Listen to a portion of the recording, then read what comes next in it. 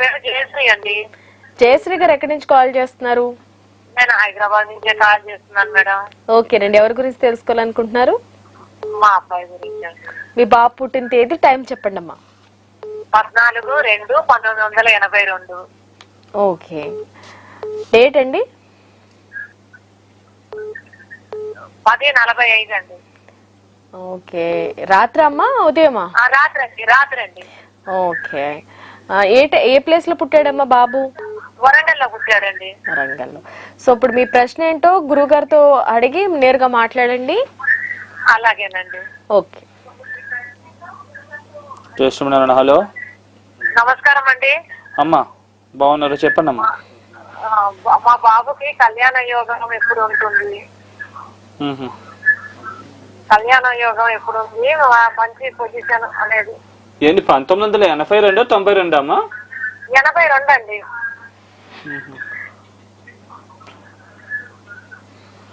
ఇంత ముందు మ్యారేజ్ అయ్యిందా? కాలేదండి అసలు. దోషం కనబడుతుంది కొద్దిగా. ఒక్క నిమిషం అమ్మా. అదే ఎందుకు లేట్ అవుతుంది ఏంటి, ఎప్పటి వరకు అవుతుంది? అదే కొద్దిగా కుజ దోషం ఉందండి. కుజుడు వివాహస్థానాన్ని చూస్తున్నాడు, దానివల్ల కొద్దిగా ఇదవుతుంది. కొద్దిగా చిన్న చిన్న ఇబ్బంది అవుతుంది. ఎక్కువ ఎరుపు రంగు వస్త్రాలు ధరించొద్దని చెప్పండి. ఎరుపు రంగు వస్త్రాలు ధరించొద్దని చెప్పండి. 7 వారాలు కందులు బ్రాహ్మణులకు ఎవరికైనా దానంగా ఇమ్మని చెప్పండి. ప్రస్తుతం అయితే కొద్దిగా ఆగస్టు నుంచి అలా కొద్దిగా గడియలు స్టార్ట్ అవుతున్నాయి.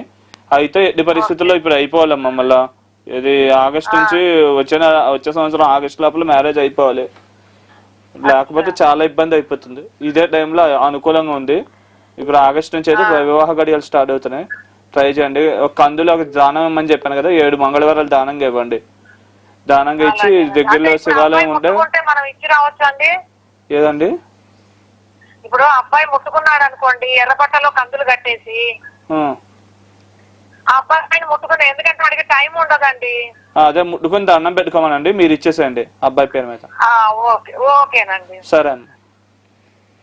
ఓకే గురుగారు, చిన్న విరామం తీసుకుందాం, తర్వాత కంటిన్యూ చేద్దాం.